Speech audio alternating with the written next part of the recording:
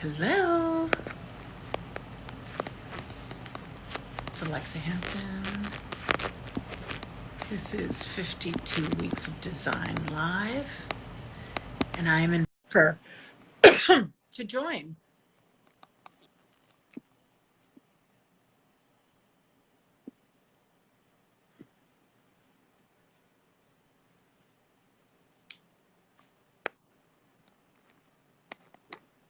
Hello.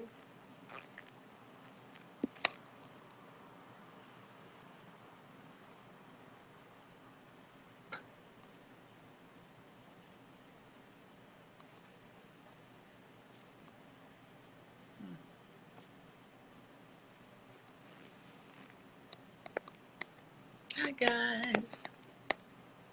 Hi, Betsy. Okay.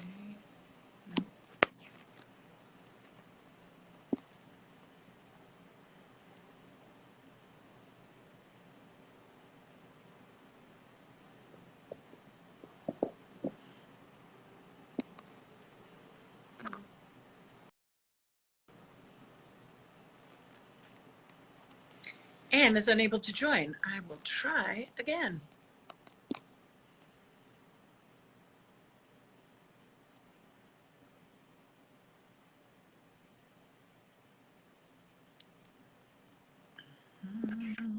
Hi. Hi.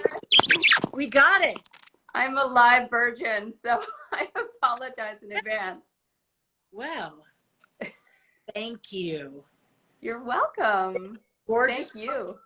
And this is what Eve Klein Blue makes me so happy. I know. Me too.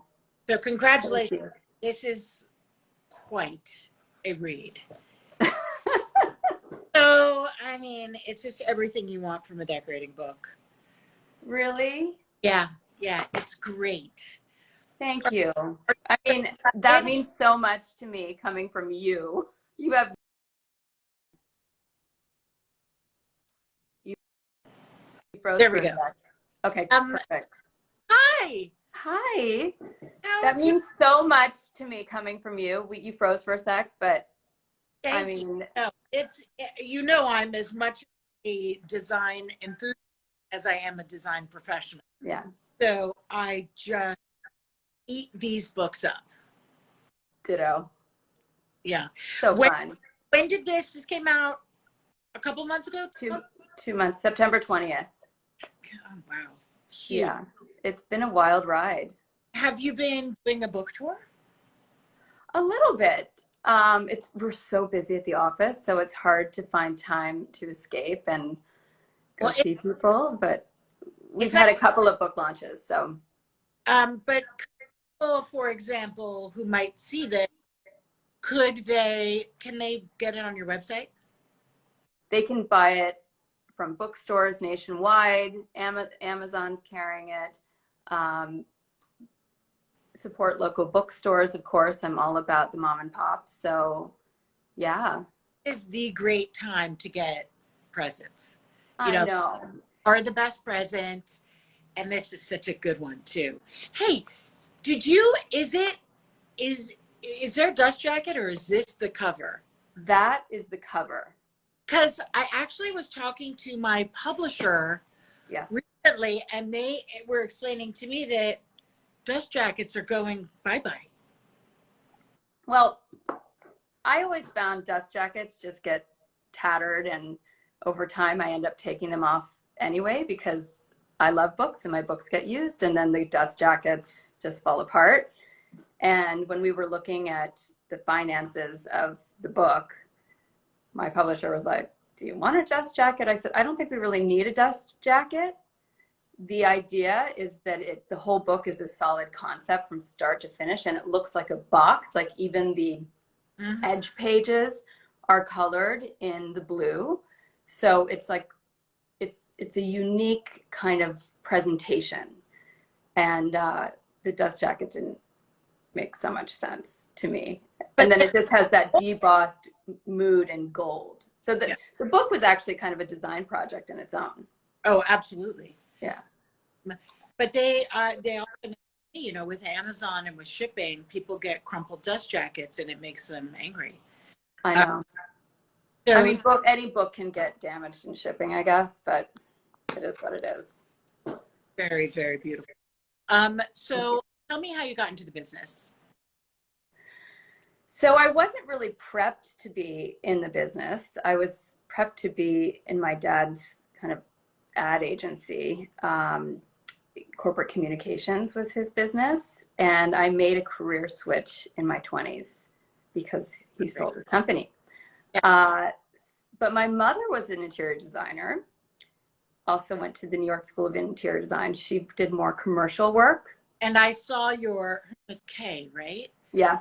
You've got great pictures of you. Maybe it's not in the book, maybe it's on your Instagram, but so I have a story to share with you because I mentioned to my parents that we were going to have a chat today. And my mom knew your parents way back when, and your dad had given a gift to the Greenwich Country Day School for their auction, hours of his design time. And my mom won his auction ticket.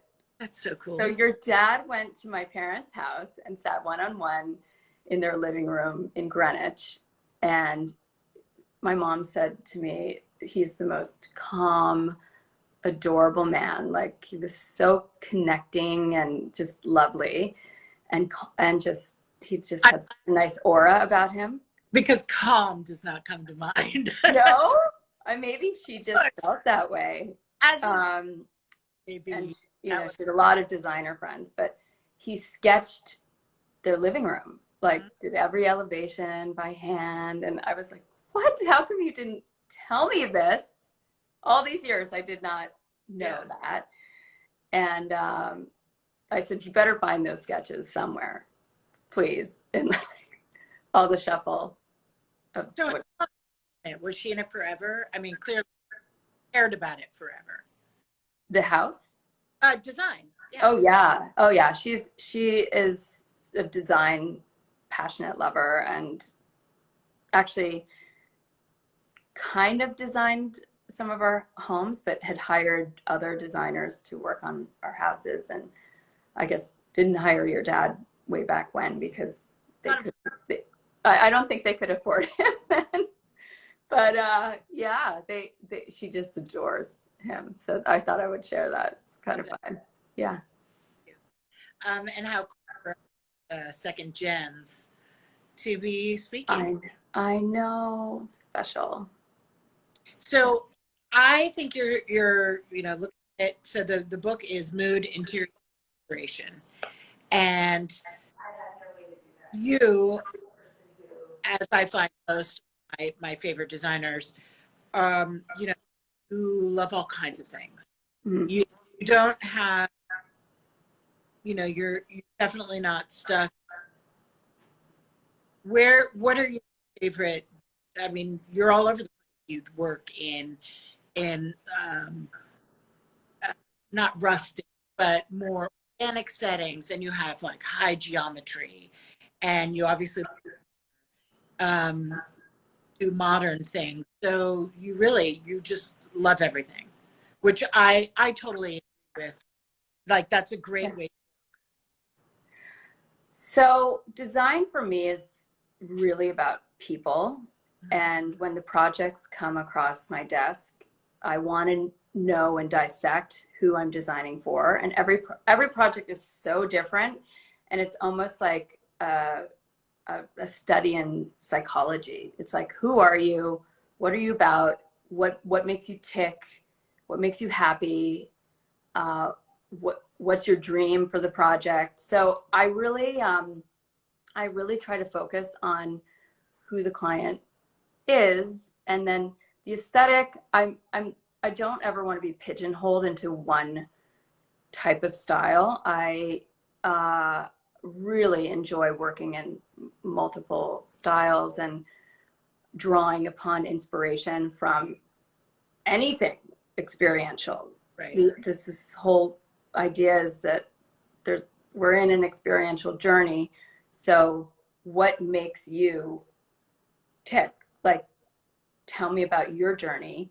And somehow those are the stories from clients that end up being woven into the concepts of our projects. How do you begin your projects after you've sat with the client and you're trying to do that? How do you ground?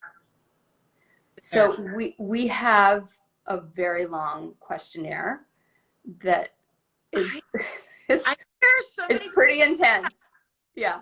I want a piece of that. I want to know what those questionnaires ask. I'll send it to you. A piece of it's in the book. It's part of the how to get to know you in mood, or getting to know you. It really gives me a sense of who people are, and there's some pretty strange questions on the questionnaire. like, what's your favorite hotel? What's your favorite travel destination? What's your favorite time of day? What's your favorite flower? Favorite food? Like, all of these things give me clues into who they are and who I'm designing for. And it's amazing what comes out in those interviews. It really gives me perspective, and it gets into like things like color or allergies or, you know, functionality, and what are you looking for your family, and how do you work, and do you work from home, or do you work? So it's very extensive, and then depending on the scope, like if it's a new build or a reno, we really try to get a grip on what we're trying to do, and then we formulate a plan. We got to have a game plan. Is there a project that attracts you more than others, or does? I love working with nice people. Yeah, that's very important. Totally. And people that are willing to take risks. Mm-hmm. I don't love to copy other people's work, and I won't do it. I simply won't. I won't even copy a previous project, because why? Like, we're in a creative business. Like, we can do whatever we want. Let's make something unique. Let's make something original. So I think the most exciting projects are the people that are willing to take risks, who have a passion for design, who want to enjoy the process along the way, and want to go for it. And right now we're working on some really interesting things, so it's good. Like all over the place, or just all different kinds of dwellings? So the newest, most interesting project for me is a golf club in Toronto. It's the third oldest golf club in North America. It's called Toronto Golf Club. And it's this beautiful, sprawling brick Georgian building. You would love it, Alexa. Like, it's best. It has the best bones, and the flow is lovely, all the proportions. So it was very dated, and our goal was to take a dated property and bring it up to today's style, but make it look like an old English country manor, where, you know, you're walking in your golf shoes, and it feels kind of rustic, old English, layering of beautiful textiles and Persian rugs and beautiful lighting. And it's really been such a joy to work on a commercial project with a home-like feel. So that's been really fun. The job sounds like heaven. If the design committee is small, I feel like I'm very lucky. I have one inn that's a club, and one golf club. Very fortunate that in both of those projects, very small design committee that I do, and they're because the big house, you know, then you're trying to please too many people, and you'll never get forward. It's hard because there are so many committees and boards involved. But this all happened during COVID. So I was presenting sometimes like for an hour and a half, 2 hours by myself, speaking all that time to sell in the ideas. But I feel like once you get past that and everyone gets on board with the concepts and what we're trying to achieve. And then we always create renderings, because if you have a 3D perspective of the room, everyone kind of has a buy-in because they know what it's going to look like. Sure. So once you get past that, I feel like it's smooth sailing. And it's been really successful and fun. It's been something I've really enjoyed. But other projects, we're working on a new build in Washington, D.C. right now. That's also beautiful Georgian style for large family with young kids. I love working with families because it's always a bit of a challenge. Well, and you're there, right? You've got behind your blue door, you know how that goes. You can speak to it. Yeah, and it's kind of what I grew up with. Mm-hmm. But now I'm also finding I love pushing the boundaries with more contemporary modern spaces. We're working on some new build cottage projects up here. And that's always so fun and so exciting.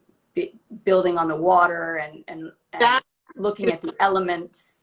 Yeah. Is that you an entrepreneur, or do you have a partner with a developer when you say on cottages? Is that like a developer, or that's just a kind of... So we'll either work with an architect or an architectural engineer, like a structural engineer. I've done a couple of buildings myself and then worked with a structural engineer to get the drawings approved and submitted and stamped and permits with builders and that kind of thing. So it's usually a big team, and I love the collaboration that goes on with those projects. They do take a lot more time than, a quick furnishings redo or, renovating a kitchen versus a 2 to 3 year new build. I find, especially post-COVID, everything's just so delayed and taking a long time. You're probably everyone's experiencing that right now, right? Yeah. But it's fun. It is. I like having the diversity in projects. Yeah. Like if they were all the same, I would get bored. So how did you, start working with your mother? Oh, or okay. did you go work for somebody else? So I was working in San Francisco at an ad agency.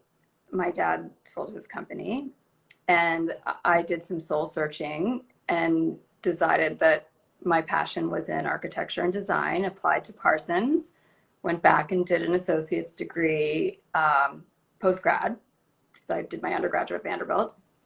And I kind of sped up the process because I'd had art history double major at Vandy. So I placed out of a lot of courses. I'm giving you a long-winded story. But I think it took me a year and a half, and I was hired by Daniel Romualdez post Parsons, which was phenomenal. He is amazing. He really is. I miss him. I don't know him. Oh, you don't? I've certainly never met him in New York. I was like at a lunch with him once. He was across the table and I didn't want to get all weird and like, oh my God! But I definitely was feeling it inside. Yeah. From the minute I became aware of him, I became aware of him as somebody amazing. It's not like I heard of him at the time I started to admire his work. It's kind of the minute I became aware of him, it was just like, who is this guy? Yeah. He's extraordinary. And he is. He is one of the most kind, amazing people. Like he's just, and he has this aura, like he's also very cool. Bit intimidating before you really know him, but he was an amazing mentor. So I'm very grateful for those years working with him in his studio. So how many years went on your own? I went out on my own in 2004 in New York. And then a year later we moved to Toronto. Right. I married a Canadian. Okay, so that's really great. You had like a big foundation with the resources. Yeah. Nobody wants to be destabilized. You know, like, Yeah. I would have done that. My years in New York were so special because I really got the tippy top training from people like Stephen Jonas, who taught me the ins and outs of furniture construction. And, you know, those years were really, gave me such a great grounding to then go off on my own. And I'd had kind of the business side from the advertising agencies and learning budgets and timelines and goals. And so eventually when I started creating my own business plan and wanted to go out on my own, be my own boss, make my own hours, but I feel like you work nonstop, Right. day in, day out. But I just wanted to do it on my own. So here we are, almost 20 years later. It's hard to believe. Time just flies. You know, my husband and I have a joke because at some point, you know, I still run my father's as a company, but I do other things under my name. And there was a time, and I would sit down and he's like, "Oh, we have to drop a business plan," and it became like this mirage that we never actually sat down and did. So I was like, "Oh yeah, how's that going?" But when you did that for yourself, what did it look like? What were the things, somebody, you know, who's going into design, what did you need to study before you opened up? Not only study, but I think you need experience with the entire process, right? Yeah. Like it goes beyond knowing how to do a CAD drawing and how to create a mood board and how to, you know, you need all of your resources under your wing to know where to shop and where to source and then you also need to know things like furniture construction details, curtains and window treatment details. Those are the types of things. And then over time, when you get real experience in the real world, I always say work for somebody else before you decide to go out on your own. Then you know how to be a good listener and, you know, really understand what people are trying to communicate with you. Right. But there's no secret sauce in your business plan about like how to construct a design business. I knew how to run the business by working for other businesses, sure, including Danielle's business and things like Studio Webware, where that's the purchasing software that we use that manages everything that we buy. It's like in the encyclopedia of design.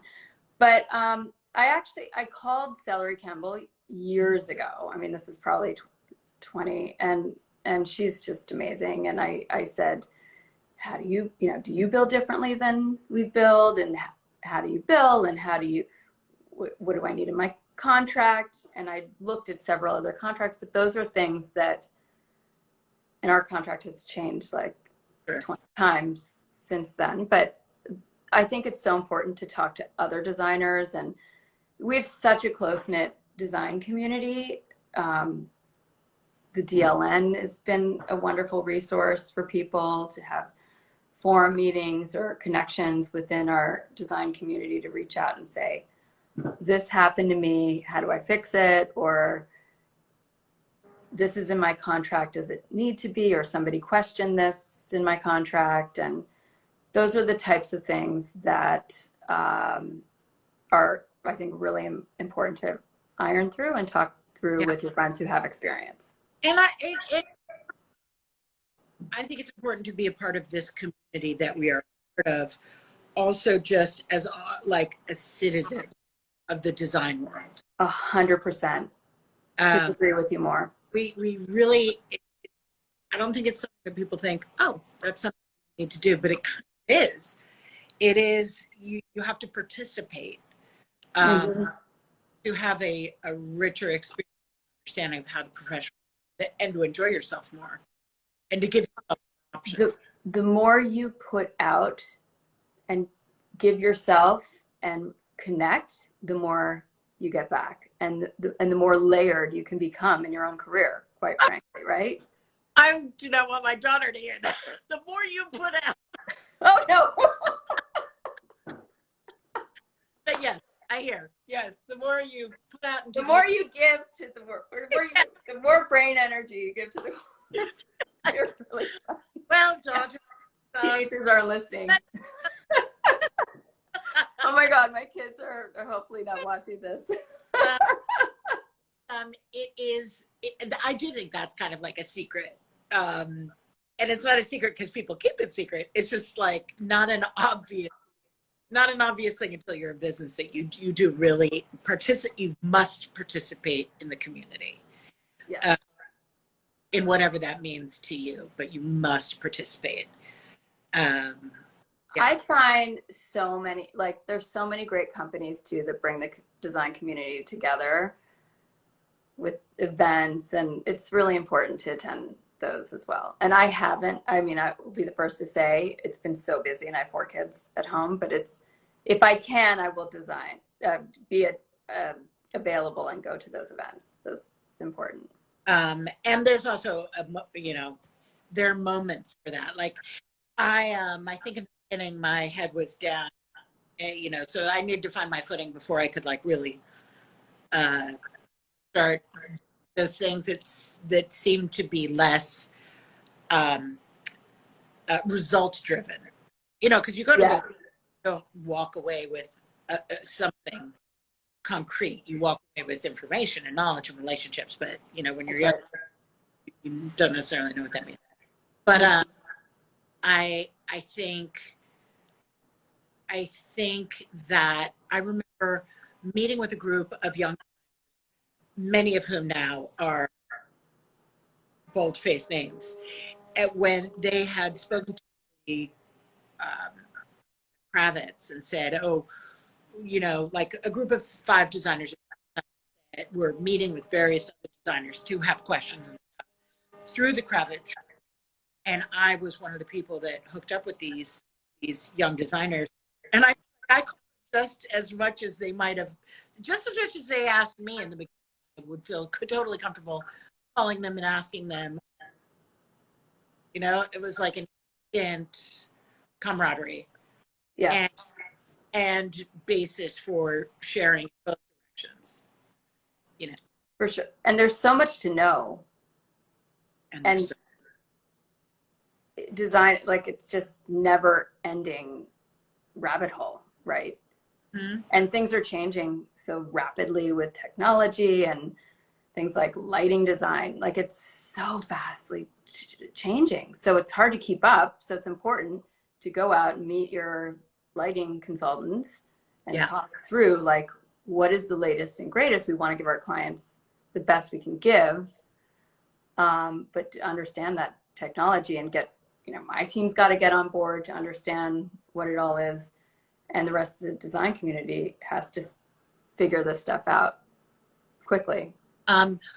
When you, does your spouse... Sorry, what was your question? You just blipped out for a sec. Work. Does what work?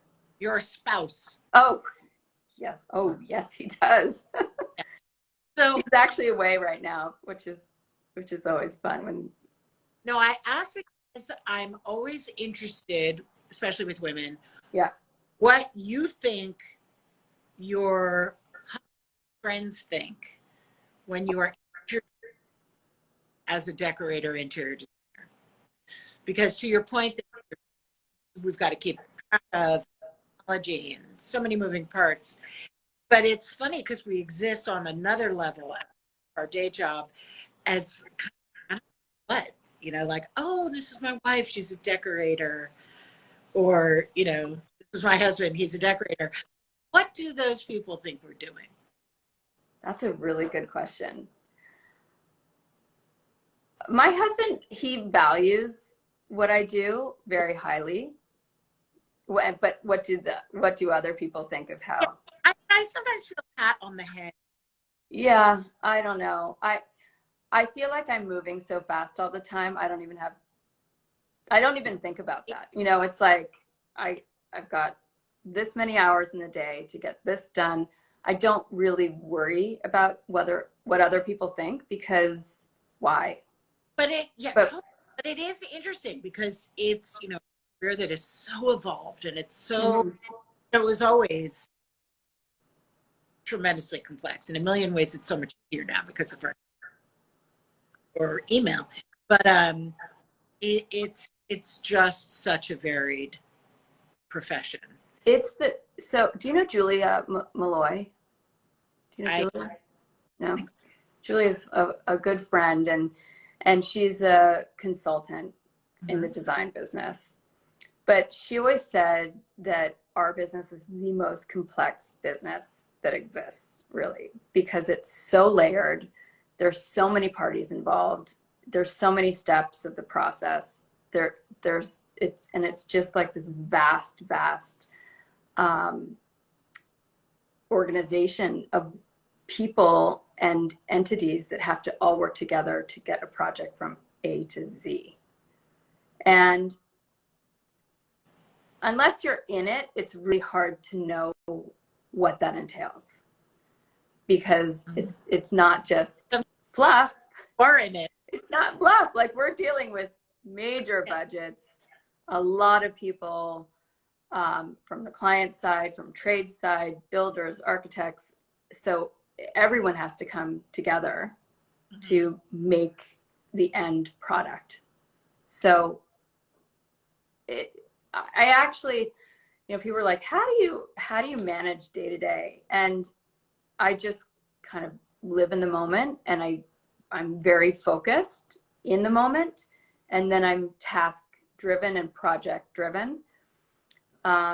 So those are the types of qualities I think make for a really great designer, or at least hire people that can do those types of things that you can't do. Like, I'm not great in the whole finance and purchasing. Like, I can't deal with that. So Like there are in areas that we need to rely upon. yes, totally. What's your favorite? You blipped out again. What's my favorite what? What's your favorite part of The conceptual work, and then building and really designing. Like, and it doesn't all happen. It's a process. And I find myself starting to dream, and, you know, once I meet the client and we have the questionnaires done, and I'm getting an understanding of what everyone is looking for, then the dreaming begins, and that's when the magic begins. And if there's really great trust between the client and our team, I think the magic happens. And then all the elements start being put into place. Mm-hmm. It's like a game of chess. It's like, what's the next move, and what are all the pieces, and how is it all going to fit together? Yeah, that's my favorite part. It's a puzzle. It's just a big, grand, three-dimensional puzzle that comes down to all the intricacies and technical details, but it's also about color and space and lighting, and, you know, different times of day, how light, artificial light or natural light, affects the space. So the color drives me banana. I'm color obsessed. Like, I'm a freak of nature when it comes to color. do you have cases of liking some colors over others, or you always? If you want, I can give you a tour sometime of our sample room, but I go in there, we have this skylight above, and I turn all the lights off, and hopefully, you know, it's a gray day is different than a sunny day, but we can grab samples and paints and fabrics, and color changes on you in a split second. Mm-hmm. And I find myself constantly looking for a color that does not exist. Does that happen to you? So tricky, especially with paint colors. I'm currently chasing down the perfect floral, and trying to explain what I mean when I say coral. Because I don't mean orange and I don't mean pink. But I have some in my head. And actually I was at a shop in London, and I'm an idiot, I can't remember the name. But this man does line, and they're beautiful pigments. And he does, they're very non-toxic, not nature. You don't need to do, bad things to the pigment to create them. And I was looking through his paint range, and I was looking for a coral. And I was like, you don't have coral. And he's like, oh, no, it requires, and he named some sort of process. And he's like, so we can't have. So it's always just out of reach for me. I'm still looking for this color. It's so tricky. I mean, you don't know what I went through to get the color of the book. It's such a good color. And I said, it has to exist. I mean, then we went to Pantone, but every paper prints differently because it's a natural product, and it depends on the absorption of different paper weights. And so every surface that gets printed to get the same color, because ink changes, and the same thing happens with fabrics, I find. Yeah. But I'm always looking for the right colors. And today I was in the studio and looking for a white. I don't like to use natural white grass cloth because we all know it turns yellow over time. So I said, I swear to God. No, I know. I absolutely. I'm like, somebody make a really good looking white vinyl grass cloth. Like, make it in a Benjamin Moore cloud white color, make it in a Chantilly lace Benjamin Moore color. It's so hard. And then there's ways now with technology to get that textural feeling, but it doesn't exist. So we need to create it or figure out a way to produce something like that. But I hear you with your coral. It's maddening. And then all the showrooms think I'm nuts because I send swatches out. I'm like, send this to me in a mohair. They're like, oh, Anne, like we don't have it. Sorry. Yeah. Mm-hmm. And I think about sitting, and every decorator can relate to this. You'll be in your sample room, it'll all look perfect. And then, 2 days later, you see it in a different light, and that blue has like an ounce too much yellow in it to go with the other blue. Yeah. Like it clashes in a pleasant way. Yeah. And or velvet, if you turn it, it changes colors, light to dark, and you think, oh, that was darker yesterday, and it's not because it caught light from another direction. And this is a part of our job that people are sane for. But I do think there is such a thing as harmony. And we can find it. So keep looking. If you just work, you can achieve it. But that's the right attitude. But it's not like snap your fingers. It's I used to think saying something was, had harmony, achieved harmony, was kind of just like blather, like, oh, be harmonizing.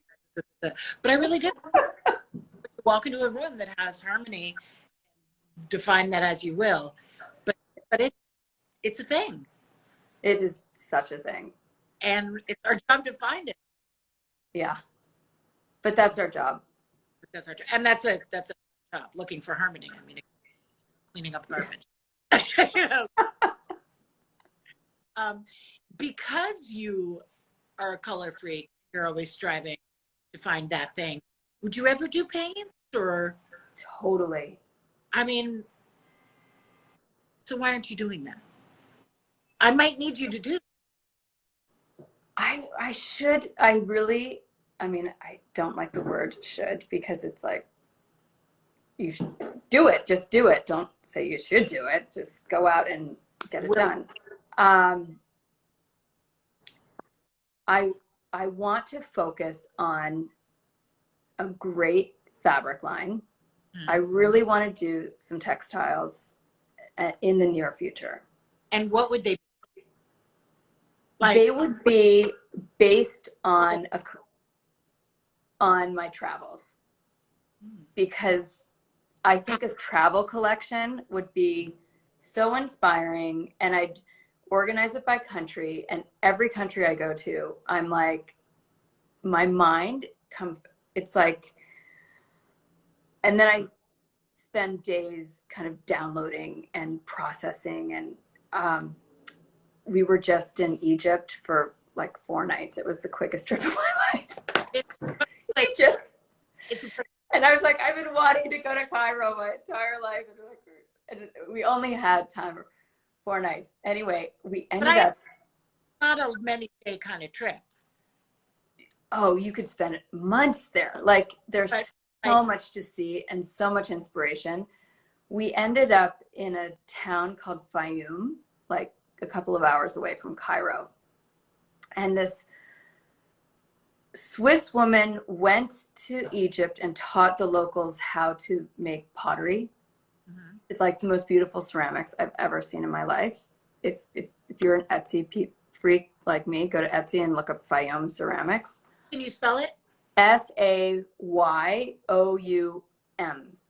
Okay. And I want to bring my daughter there and go back and learn how to make ceramics, and get a kiln at the cottage and spend summertime kind of making beautiful things. But the patterns, Alexa, and these vegetable dyes, like, it's the colors, it's what you and I would love, like these kind of mossy greens and inky blues, and but so beautiful. And all of a sudden my mind's ticking, and they're all inspired by nature, and I'm like, I gotta create some textiles around this. So I want to hang up on you and get I will. I'll text you some pictures. But wait a second. Anne, when you do a fabric line, and this is also for people who are watching this, there are a couple of ways you got to think about it, right? If you're doing a fabric line, say how many fabrics are going to be each location?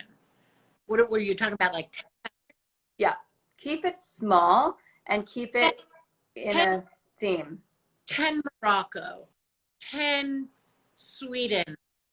Yeah. 10. Sri Lanka, India. So now, Egypt. Now you've got Egypt. You've only got 10 fabrics. Yeah. If every single fabric that you pick has to speak that close to Egypt, you're talking about super duper editorial fabric, right? Mm-hmm. Those fabrics don't sell like workwear necessarily. So they can't all be the beaded special.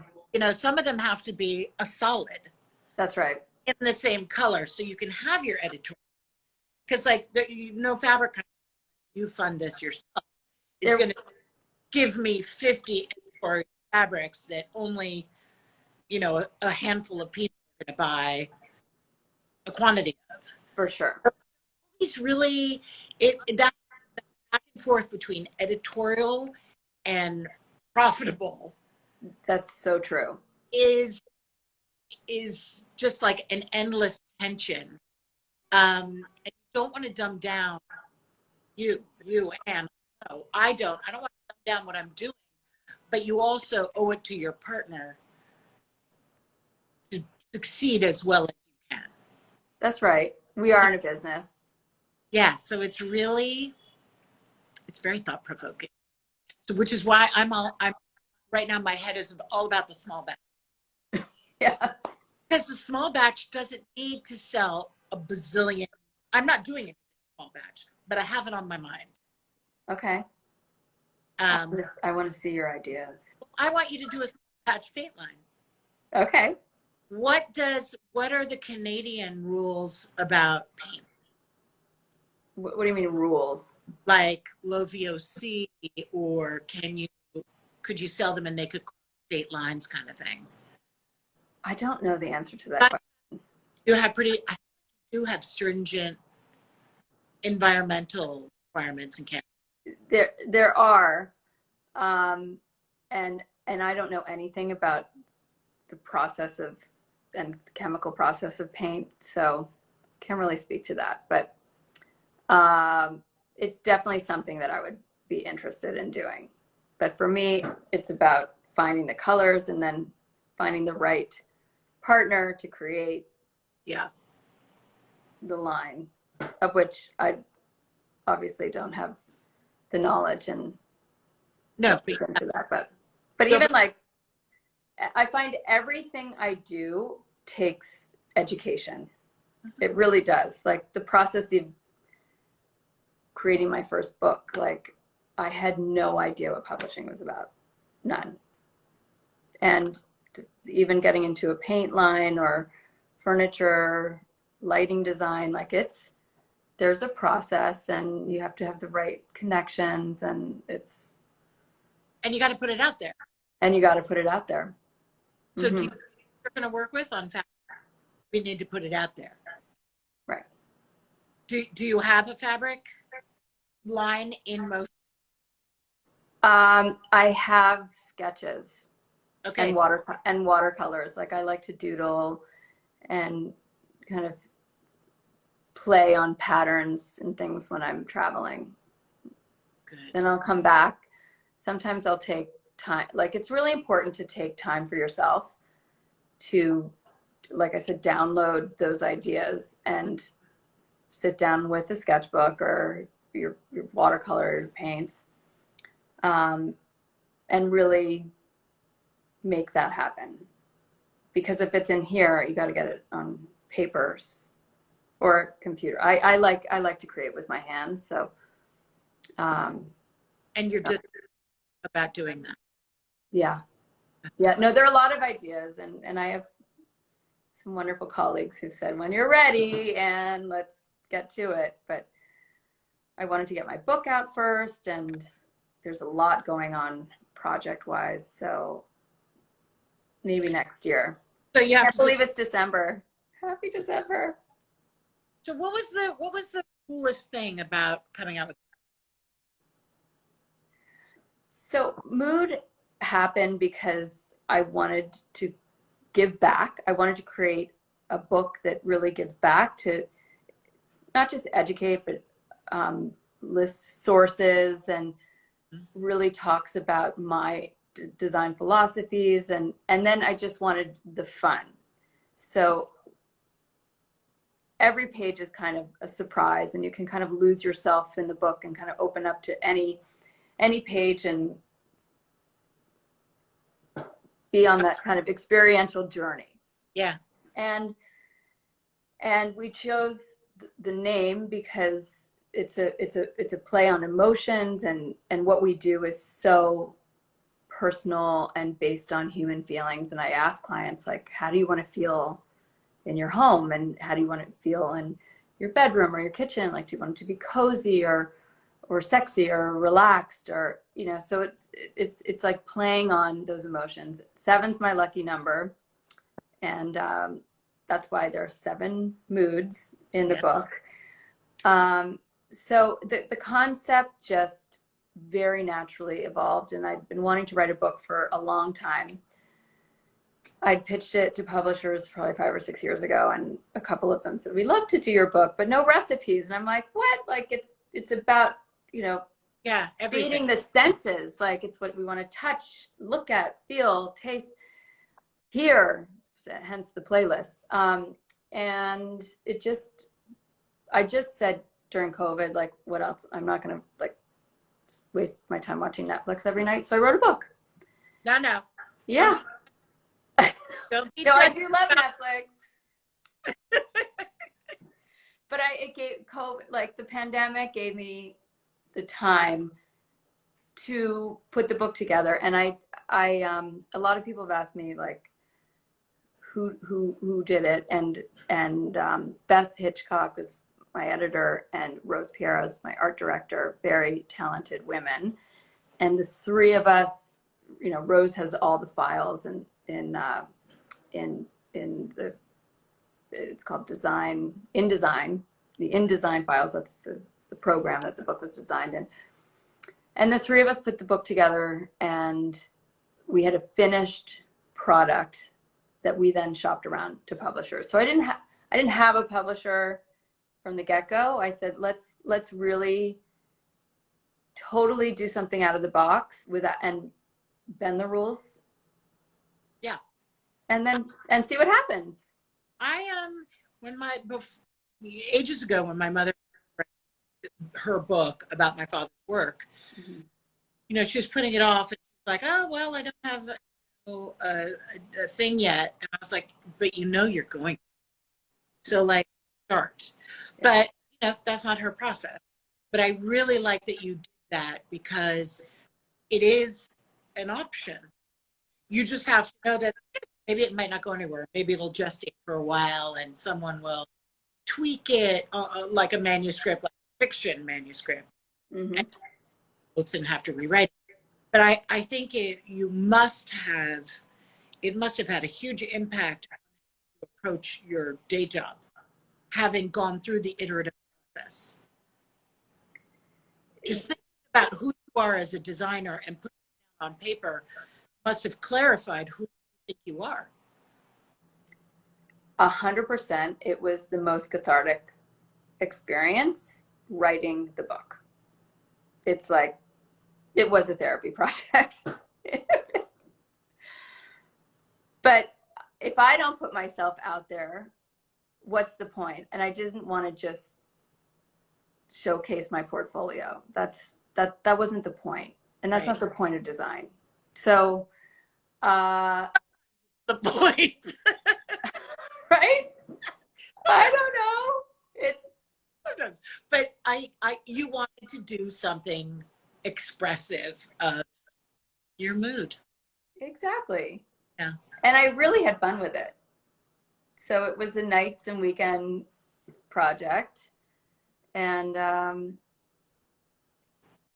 friends of mine in the publishing world had said, Anne, look, books get out a lot of different ways. Some are constructed from within a publishing house, some are finished and shopped around. So do you, and then see what happens. And fortunately it worked out beautifully, and I'm so grateful to Gibbs Smith, my publisher, for believing in me and trusting me, and they actually, like, I thought a publisher would for sure force me to put a photo of a project of our work on the cover. And Gibbs said, it's such an amazing concept. It's blue because there's a play on moods, and blue is typically associated with sadness, but I wanted to create this beautiful color that's like uplifting and joyful. So, and they understood what I was trying to communicate through that. Well, even though it's backward, pick it up again. Every Mood by Anne Hepfer.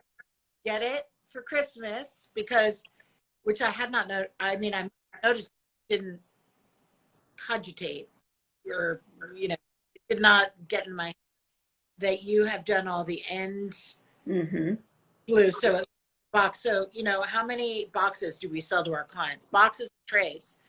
Yeah. This is an ornament in addition to a book of inspiration. Thank you, my friend. Thank you. I'm totally questionnaire, but I'm going to first. It's Fayum. Fayum. I'll text it to you. All right, cool. And anyone who wants a signed book plate, just message me and I will mail it. Message me with your address and your name, and I will hand write a book plate for your mood. Yeah. All right. Thank you. And congratulations. Thank you so much. We'll chat soon. Bye. Take care. Bye-bye.